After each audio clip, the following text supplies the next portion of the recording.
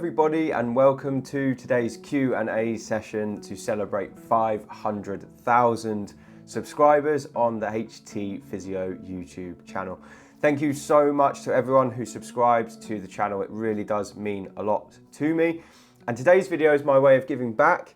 I decided to set up a Q&A session today where I took questions from my audience, and I'm going to try and answer them in quick fire format today. I'm going to see how many we can get through. So I'm at my home in Surrey, and we're going to go through as many of these questions as we can today.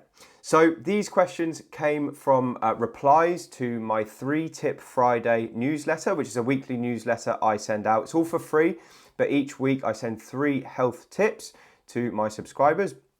And the goal of this email is to provide free health information about stuff I found interesting in the week. So it might be a tip on a new piece of research that's come out, or a new tool that I found interesting, or an interesting story from the clinic. But at the end of this year's series of emails, then I asked people to submit some questions. So if you want to be one of the people to submit a question next time around, we have another Q&A planned if and when we hit 750,000 subscribers. So join 3-Tip Friday by scrolling down. There's a link in the description, and then you can be one of the first to submit a question when I ask for them next time around. So let's dive into the questions in a moment, but first I just want to say that these answers are not meant to be medical advice. They're not targeted to the person who asked them. They were general questions, so the answers are general as well. They might not be suitable for everyone, so make sure you get checked out by your doctor first. And please don't follow any of my advice if it's against the advice of your practitioner, or if it's painful or uncomfortable to do so. So let's have a look at the questions. The first one is from Linda with a Y. And Linda has asked, I was wondering if there is a need to warm up or cool down before or after exercise. Now the answer to that question, Linda, is absolutely yes. There is a need to warm up and cool down after exercise, and that's especially important for people over the age of 50. Now, I have a different approach to warm-ups than many people do. Lots of people just go onto the static bike or the treadmill and they do, a 5-minute gentle run or a cycle or a walk just to try and get themselves warm. But the research shows that there are much better ways to warm up before exercise, and your warm-up needs to be specific to the thing you're about to do. So if you're about to go into the gym and do some squats, your warm-up needs to be specific to squats. So for example, if I was about to go and do a set of squats in the gym, what I would do is I'd take a very light weight, do a set of 12, then I'd slightly increase the weight, do a set of 8, and then I'd increase the weight to the weight I'm actually going to be lifting in the session and do a set of 4 or 5, and then jump into my working sets. So that's how I would warm up for weights. If I was doing football, then I would do lots of kicking type movements as well as getting the target muscles warm before I actually played the game. Same with rugby, same with tennis, same with badminton. Whatever it is, the warm-up's got to be very specific to the activity you're doing. And equally, a cool down is important, but a cool down can be more gentle and more general as well. So for a typical cool down, what I would do is a light, slow jog, maybe a walk, and then lots of stretching, because I think stretching is fantastic for resetting the muscles after lots of exercise. So hopefully that answers your question. Right, the next question I've got is from Anthony. And Anthony asks, where to start with your videos for a reasonably active 75-year-old? That's a fantastic question, Anthony. And I had a couple of questions like this. So as a response to that, what I've decided to do is create a playlist, which is basically a start here playlist for anyone who's new to the channel who wants to get started with the channel. But generally, if I had to give you some advice, I would start off with one of my resistance band workouts if you want to get stronger. I would start off with some of my walking tips if you want to improve your walking. And I would start off with some of the body weight exercises for both the upper and the lower limb if just getting generally stronger and fitter is your goal. The next question is from Chana, and Chana says, is a sauna blanket a good substitute for a walk-in sauna? Now, I reviewed a sauna blanket from the team at Hydrogun a few weeks ago, and I thought the product was really, really good, but you have to understand that a sauna blanket is never going to fully replicate the benefits of going into an 80 to 100 degree sauna. It just doesn't provide the same power and the same general heating that a proper walk-in sauna would. And the research is now showing that the walk-in saunas, you have to stay in them until it feels quite uncomfortable to get the full benefits. And from my experience with the sauna blankets, they just can't get hot enough to feel really uncomfortable. They feel really nice, and I do think that the heating aspect of it, the infrared heating, is going to have some benefit, but I think the benefits are going to be totally different to the walk-in and sit-down saunas, where you can just get that real sweat on, which seems to be what produces the serious benefits there. Next question is from Donald, and Donald asks for tips for healing an Achilles tendon. So I assume, Donald, you've got either an Achilles tendinopathy, which is tendinitis or problem with the tendon there, or you've had a rupture, and those two would be treated totally differently. So a tendon rupture would be treated primarily by, first of all, putting you in a boot, and then slowly dropping down the height of the heel raise on that boot until the thing heals. And then a tendinopathy is usually an overuse injury, so that would be treated by modifying the exercise and the activity you're doing, plus some exercises, maybe stretches, depending on where in the tendon the problem is. If the problem is right on the heel bone, we usually find that stretches are not as good as if the problem is halfway up the tendon, just because if it's on the bone, it tends to compress it more. But anyone with an Achilles tendinopathy needs gradual loading. So they need to exercise it, they need to make it stronger in a very slow and controlled way. So I tend to do slow, heavy eccentrics, which are basically exercises where we contract the muscle as it's getting longer, and preferably under a heavy weight. So the heavy weight might just be your body weight, or it might be that you need to get some weights or use a gym to do that. I used to train footballers at a club I used to work for, and we did lots of Achilles tendon rehab with the injured players there. So we used to go in the gym, use the weights, and get them very slowly going up and down onto their tiptoes to get the tendon stronger. So hopefully that gives you a starting point. I do have a video on the channel, so if you search Achilles tendon or something like that on my channel, you should find a video where I take you through some rehab, and hopefully that answers the question. The next question here is from Vicky, and Vicky asks, if you've been diagnosed with a degenerative meniscus tear and you have tried conservative treatment, e.g. steroid injection, PRP injection, physio rehab, but you are still experiencing constant low-level pain that prevents you from returning to sport, is there ever a time when surgery is required? And the answer to that question is yes. Occasionally surgery is a good idea for degenerative meniscus tears. Sometimes, depending on where the tear is in the meniscus, it just gets into a position where it keeps getting caught between the two bones in the knee. So in those instances, even with the best rehab, even with all the time in the world, it just seems that some unlucky people have these stubborn meniscus tears that don't heal. So for those instances, surgery might be a good idea. Obviously, it's all very individual. And if you haven't given it at least a year, we would usually recommend giving it longer just to see if the body is going to sort itself out. The next question is from Alan, and Alan says, I have a slight pain in one of my forearms which comes and goes, feels like a muscle but not sure. I may have done something while working out in the gym, could not find anything in your book for this part of the arm. Can such a pain be as a result of an issue in my shoulder?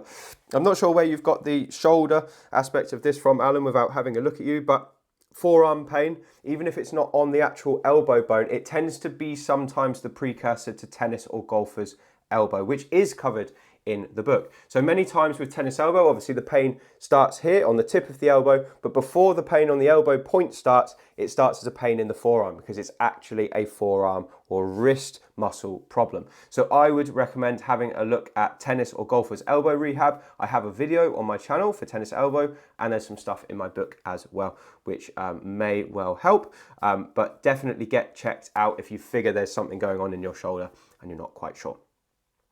Next question is from L, and L says, the classes have sit to stand exercises which are great, but they really hurt my knees. What are some modified versions or alternatives I can do of these exercises? So a sit to stand is such a good exercise for leg strength for most people, but for many people, as you squat down slowly to get back to the chair, it can start to nag on the knees. So for people who find sit to stand difficult, the first thing I would ask is it just one knee or is it both knees?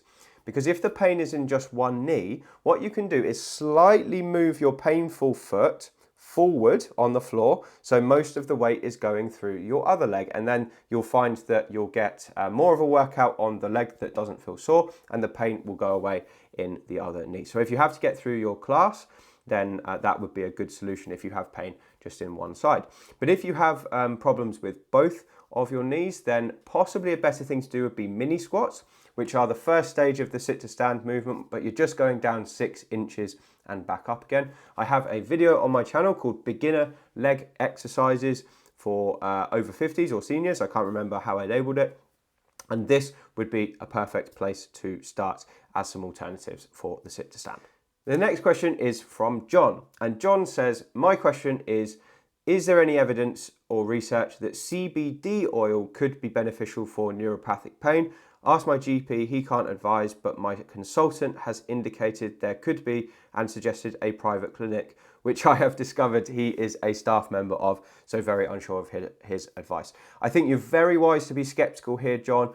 I haven't seen any compelling evidence for CBD oil for pain. I know anecdotally people do say that it helps, but the evidence base doesn't seem to suggest it's better than a placebo. There may be some evidence for it with sleep. It does seem to have a calming effect, but I don't know if that translates across to pain. So my answer really is pass. I haven't seen anything to suggest that it's a good idea for me to recommend it. It's worth keeping an eye out on the evidence base, but I haven't got anything concrete to say, yes, go for it, because I just don't think the evidence is there. Next question is from Samantha. Samantha says, when is it too late to restore a compromised musculoskeletal issue, especially such that an exercise might make things worse? For example, my mother's upper spine is seemingly locked into a severe curve, and also one of my toe joints is so arthritic it has almost fused, and I'm worried that walking is making it worse. Can only a professional ultimately tell when it's too late to work on an issue? Yes, I think, Samantha, that is the correct answer, really. A professional would be the only real way to tell if it's too late or not. So I would definitely lean on the advice of the people you've seen. And it's worth getting 2 or 3 different opinions, because people have different approaches at treating things. One person might say there's nothing I can do, but if you speak to someone else, they might say, actually, I have some techniques that might help. So it'd definitely be worth exploring it. But you are right, there are some issues, especially structural deformities, that can't be fixed. But many times people will come to see me with really severe scolioses or very bad bunions, and even though we can't fix the actual structure of the problem, we can make the symptoms better by treating the things that are tight or strengthening the weak areas, and that can take some pressure off. So definitely get a couple of opinions on what can be done, but it's always worth exploring, trying to optimize the area around the injury, so strengthening the weak bits and stretching the tight bits as well. Next question is from Friedel, and Friedel asks, are pool exercises important? What exercises can we do in the pool for recovery from a fracture or serious injury? The answer to that, Friedel, and this is a really good question. First of all, pool exercises are important. I used to do lots of hydrotherapy with the injured footballers if they'd had a fracture or a severe ligament problem. The first thing we'd do is get them in the pool to do rehab. And the reason we do that is because land exercise in the early stages after a fracture or an injury can be too painful or too stressful for the tissues, so doing it in the pool is better. As soon as you submerge yourself in the water, it takes away 50% of your body weight, which means that it takes 50% away from the load through your joints, so it can make a previously painful exercise non-painful. Now, in terms of what you can do, I would recommend trying to do some of your land exercises in the pool. So things like squats, lunges, walking, and then you can do things like kicking against the water. You can do things like pushing your legs in and out to the side, depending on what kind of an injury you have. And you can hold a float, you can do some kicking legs and swim. There are so many different things you can do. As a starting point, I created a video called Is Swimming Harmful to the Knees? Or Why Swimming Might Be Harming Your Knees, one of those 2 titles. And that has some ideas for some exercises you can do for a lower limb injury in the pool that seem to be pretty safe. Next question is from Judy. And Judy says, my need is to pull together an exercise routine around the top 5 exercises you recommend. Is there a progression that works muscle groups in a physiological way? Perhaps beginning with exercises on the floor, hips to lower back, or how to organise exercises to minimise fatigue in muscle groups with variety. This is quite a general question, Judy. I think the best answer to this would be for you to have a look at the starting point that I'm going to be creating. So a playlist of my previous videos, which will have a logical progression of exercises to do. You also asked about a 1 hour exercise routine that you're trying to put together. That's actually something I'm trying to put together in the future as well. We're going to have some kind of exercise course that I'm going to create in the near future. So watch out for that, and that will hopefully answer your question and give you what you need. Next question is from Bob. And Bob says, what is the cause and solution for neck pain in the muscles behind the neck experienced when walking? Now, this is a difficult question to answer, Bob, because there could be many causes for neck pain in the muscles behind the neck. One of them could be tightness in these muscles, and we would refer to that as mechanical pain. And that usually happens because some muscles are working too hard and others are not working hard enough, so they're struggling to keep you in the correct posture. Another cause could be arthritis, because arthritis might feel like a muscular pain, but really it's the joints underneath that are the problem. And it could also be something like a trapped nerve or a disc injury as well. So difficult to give you any more details other than that. What I would say is if your neck is stiff to move and you don't have a range of motion, it might be an arthritic type problem, especially if you're getting clicking, clunking, grinding, that kind of thing as well. Or if it just feels very tight and you can get it there, but it just feels painful at the extremes, it could well be that it's a muscular problem. And if you have pain running down your arm, that would make it more likely that it's a disc problem or a trapped nerve. So those are sort of some general rules of thumb for neck injuries. You also asked, what is the cause and solution for sharp pain in the kneecap on kneeling? There's a couple of different things that can cause that. Again, one of the most common ones is a pre-patellar bursitis, which is also known as housemaid's knee. So if you've noticed a tiny little swelling or a pouch of swelling at the front of your kneecap, it could be that you've got housemaid's knee. And this is a problem with the tiny little shock absorber that lives at the front of the knee. And people who kneel a lot on it or who have a big bang on their kneecap, it can cause an inflammation of the bursa, and that can be treated with ice and rest, and sometimes a cortisone injection if it's needed, if it's that. But go and get checked out if it's something that hasn't gone away for a long time. Next question is from Cantor. And Cantor says, I've become prone to getting gout pain in my feet and ankles off and on. Sorry to hear that, Cantor.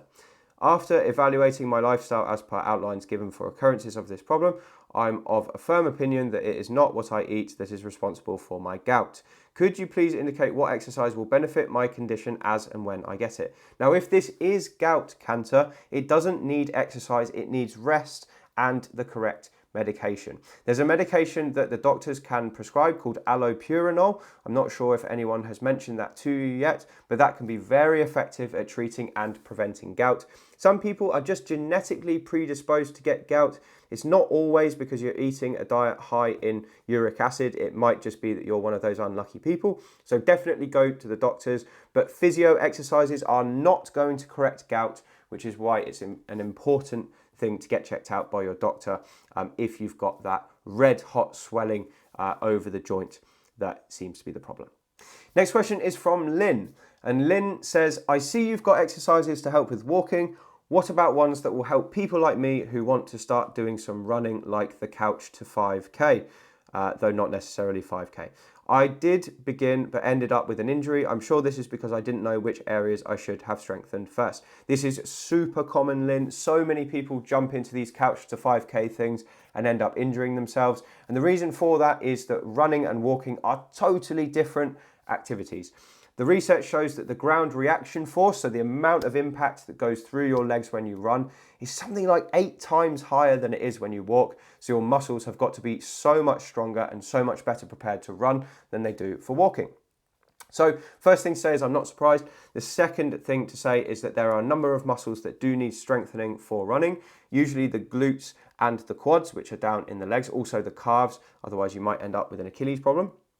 And in terms of videos for you, I am planning to create a running exercises video for people who are just getting into running. So watch out for that very soon, because that will answer all of your questions. Next question is from Faye. Hello, Faye. There is plenty of advice out there on how to prevent osteoporosis. All your exercises in some way or another promote bone and muscle health. For someone who has been diagnosed with osteoporosis, what exercises should they do to improve their bone health and reduce the risk of fracture?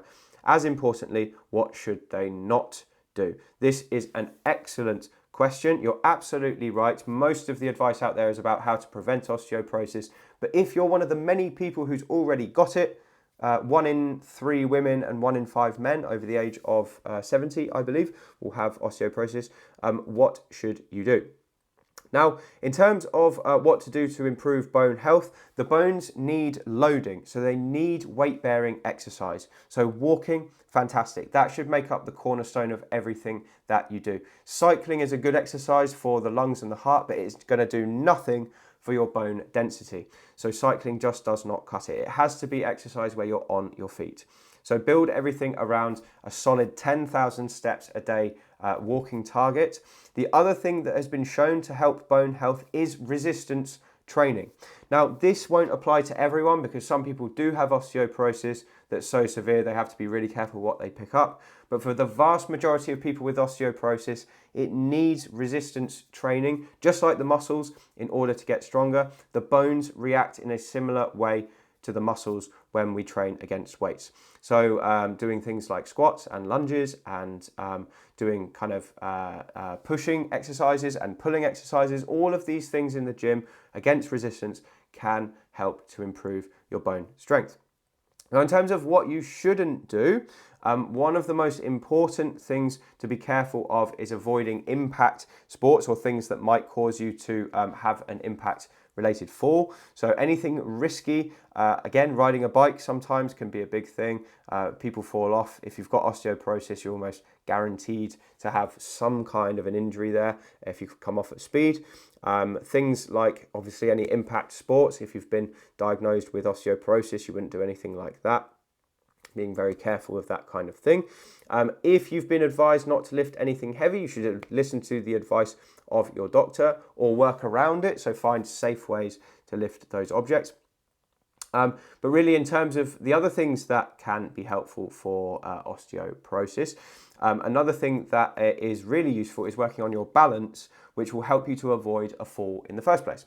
So if you have poor balance, obviously you're at higher risk of falls, and that means that you're at higher risk of fracture as a result. So if you improve your balance by working on standing on one leg and things like in the videos that I have on my channel, you're going to reduce the likelihood of a fall, and that means you'll reduce the likelihood of a fracture as well. So those are the things I would work on with osteoporosis, but don't fear, there are lots of things you can do to improve it if you've been diagnosed.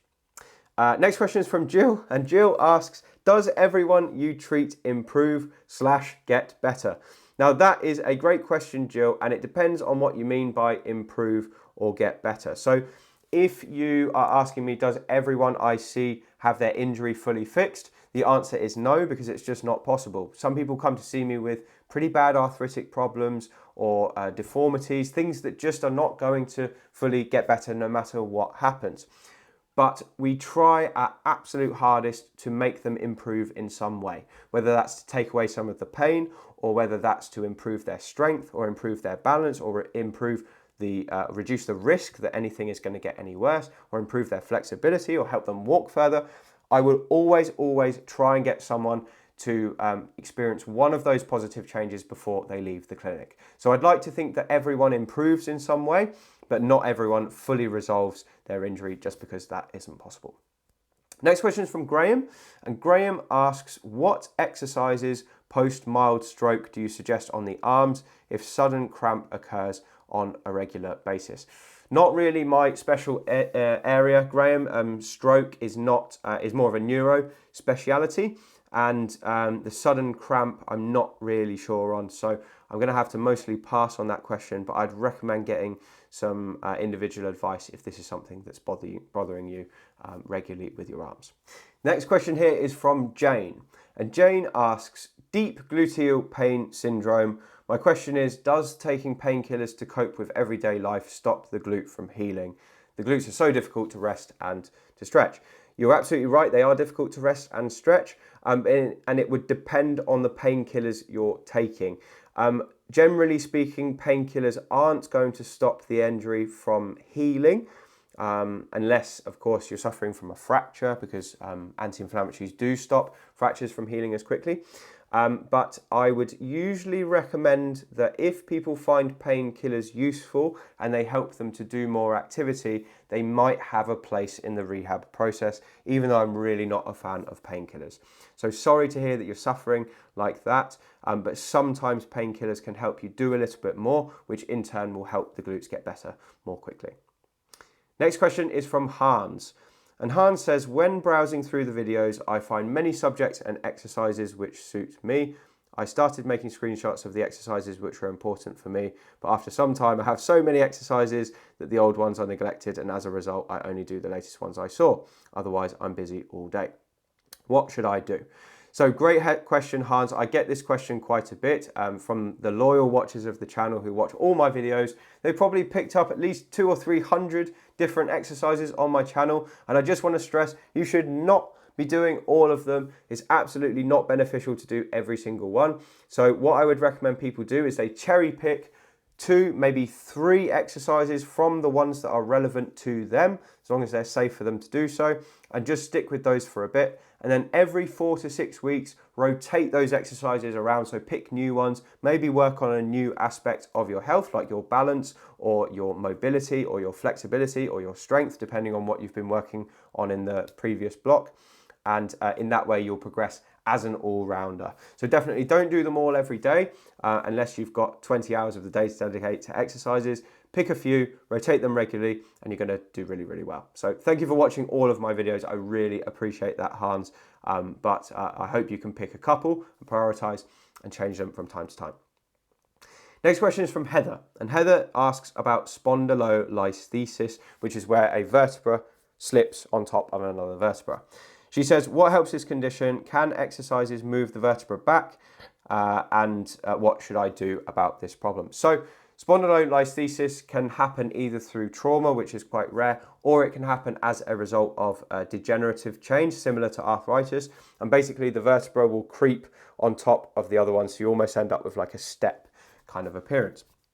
Now, in terms of what helps the condition, basically anything that involves forward flexion exercise tends to be quite good for it, and things that cause you to lean back and extension tend to make it worse. So I'd base your exercise program around exercises that involve flexion, not extension. In terms of can exercise move the vertebra back, I'm not sure. It depends what has caused the spondylolisthesis. As a general rule of thumb, I'd say probably not. But the most important thing with this condition is building up a nice, stable support around the problem. So a strong core and strong glutes are absolutely vital with a spondylolisthesis, as is improving the range of motion of the spine. So doing lots of forward bends, if it's safe for you to do so, doing lots of core strength and lots of glute strength is a great way to go.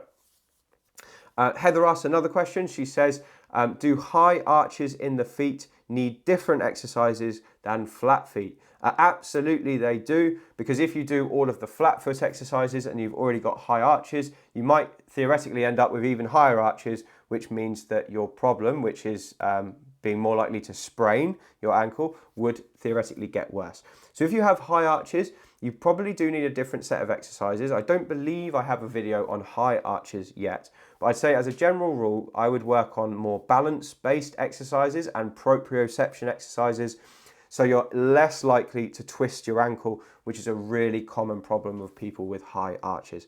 I personally have quite high arches, and I suffered from loads of ankle sprains when I was younger, and a couple of them have never fully healed.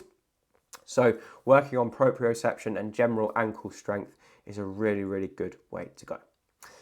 Next person who asked the question is Jean, or Gian, sorry if I've pronounced your name wrong. Could you please post a video on piriformis syndrome? I already have one, Gian. It's on my channel. If you search piriformis syndrome, it will come right up. It's got some exercises to help you fix it. Next question is from Kathleen. Kathleen says, do you feel that the exercises you have provided for strengthening muscles and for improving balance can alleviate or improve balance problems caused by non-diabetic peripheral neuropathy? The answer is yes. I believe that the balance exercises I've provided can improve balance for almost everyone who's suffering with balance problems, no matter the cause.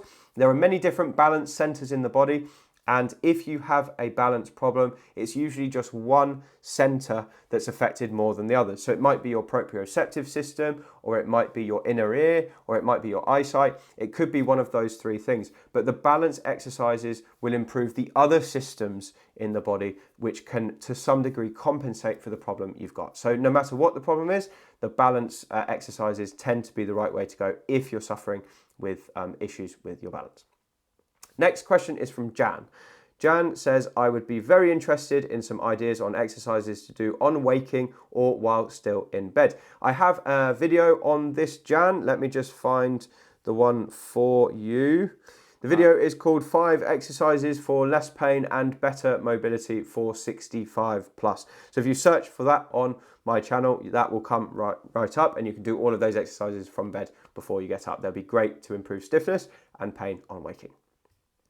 Next question is from Sharon. Sharon says, I would like to know your thoughts on toe spreaders or separators. Do they help to realign the feet? This is a great question. It's one I don't actually know the answer to over the long term. For some people, they can really help. For others, they seem to make the problem worse. I don't know what the evidence says. I don't believe there's actually any papers on it quite yet. Theoretically, they're a pretty good idea. They obviously put the toes back into the right position. But if you're pushing the skeleton into a position it doesn't like to be in, is that a good thing? I'm not sure. It's probably very individual.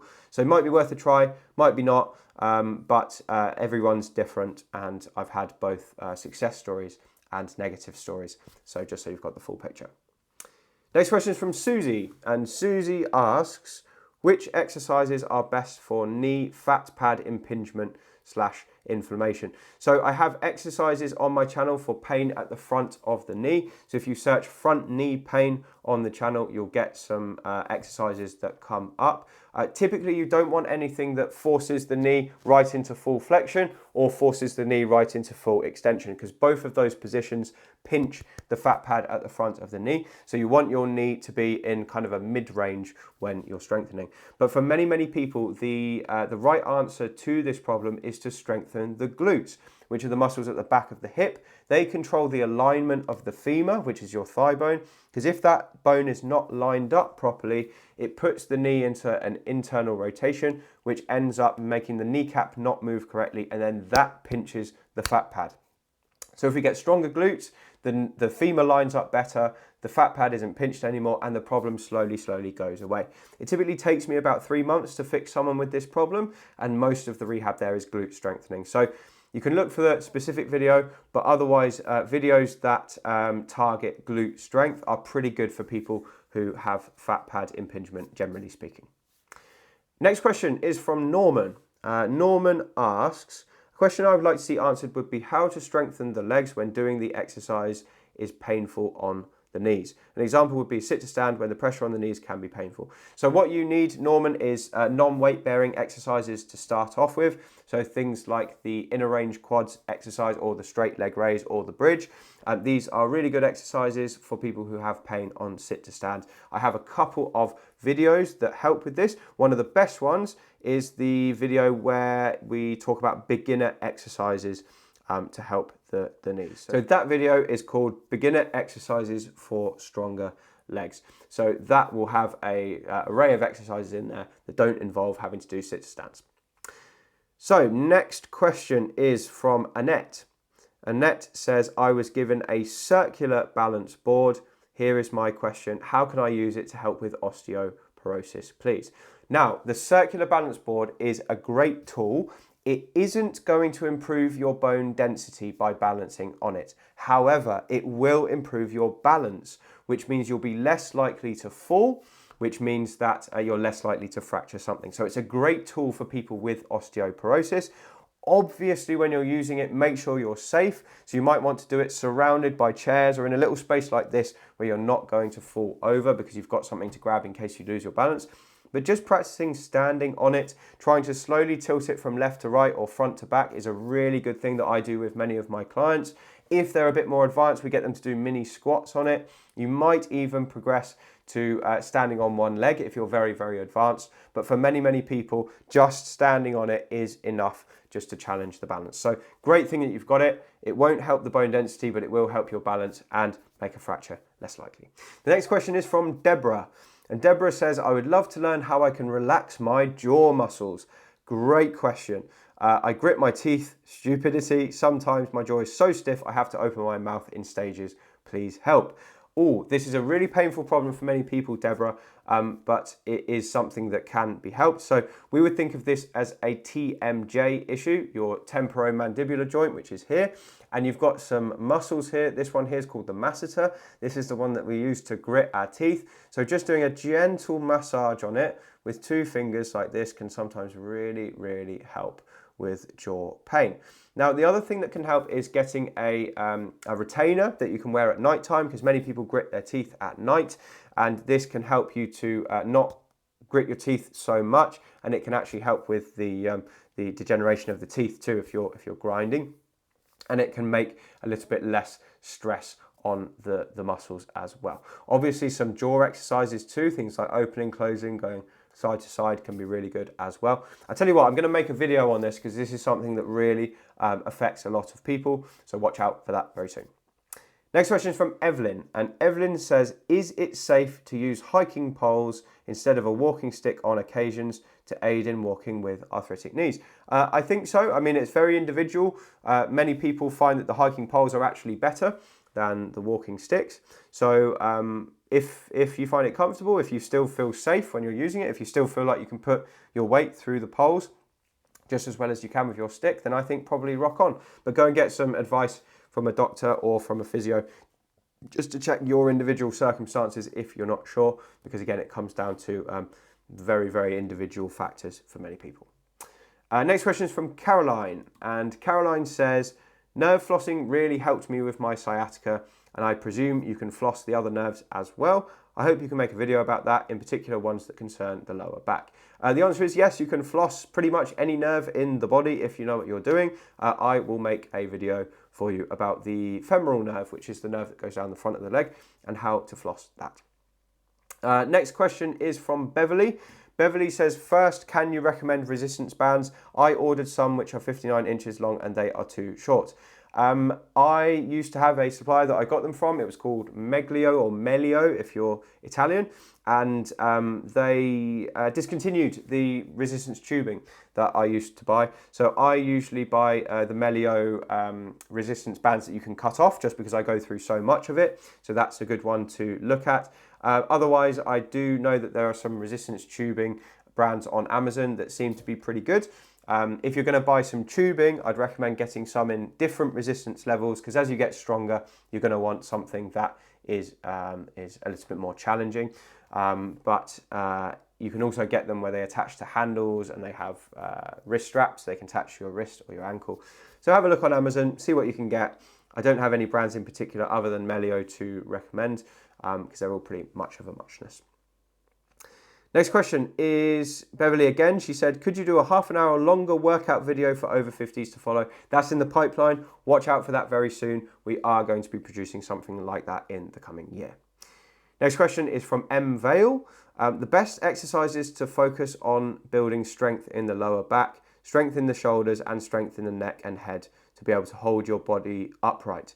Great question. So really what you're looking for are postural alignment exercises, and I have a video on this that I recorded this week. It's going to be out soon. It might already be out when this Q&A comes out, and that should answer all of your questions. Typically with lower backs, we don't necessarily strengthen the back itself, we strengthen the muscles around it, so the core and the glutes. I think that's quite an important distinction to make. But strengthening the shoulder blade muscles and the neck muscles are really, really important if you want alignment. Don't worry, the video covers everything. Next question, Evelyn, different Evelyn this time. What generally might cause acute pain on the outer corner of the heel, worse when weight bearing, plus a stiff outer ankle with a tight band outside of the shin? So you've got pain on the outside of the heel, worse when you're weight bearing, stiffness in the outer ankle, tight band outside of the shin. Could be a number of different things. The first thing that springs to mind is a peroneal tendon problem. Your peroneals are muscles that go down the outside of the calf, and then the tendon goes behind the bone on the outside of the ankle into the foot onto the outside of the foot. So it could be a tendon problem with that. That's common for walkers or runners or people who like exercise. I treat that quite a lot. It's a problem that does get better with physiotherapy.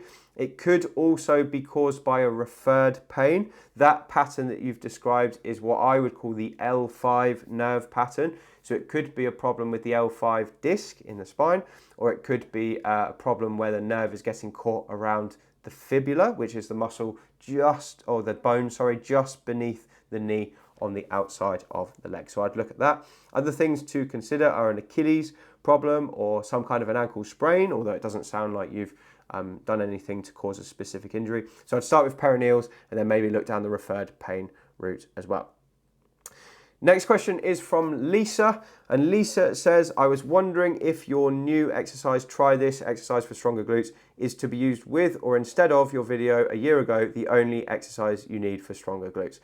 Good question. All of my exercises can be used either on their own or combined with other ones. So you can use both, you can use either. They both work a very similar muscle. So you've got the only exercise you need is the hip abduction, which is where you lie on your side and you lift the top leg.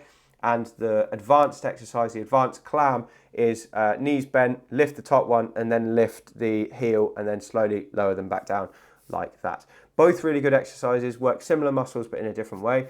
It just comes down to personal preference. Try them both if it's safe for you to do so. See which one you prefer, and hopefully that will answer your question. The last thing you said is also, should they be used with the reverse lunge from a few months ago? I mean, if it works for you, you can use them together. The reverse lunge is another great exercise for stronger glutes and quads, and is a fantastic way to get stronger legs. So why not use them all together? And that's it. So those are all the questions I can get through today. If you want to submit a question for the next one, join my newsletter because we collect questions from there. So scroll down, subscribe to the channel, and then sign up for 3 Tip Friday, which is in the description. All we need is your name and your email, and you'll be able to get it every single Friday. It's a great email newsletter. It goes out to over 7,000 people now. It's really, really popular. And then coming up to the 750,000 subscriber mark, I will put a call out asking for questions, and you can submit yours. So that's all we've got time for today. I just want to say another massive thank you to everyone who watches these videos and who has subscribed to the channel. It's made a massive difference to what we can do for you. I hope you enjoy them. I hope they bring you value. And thank you so much for your time in watching the vids. So thanks so much. I will speak to you on the next video.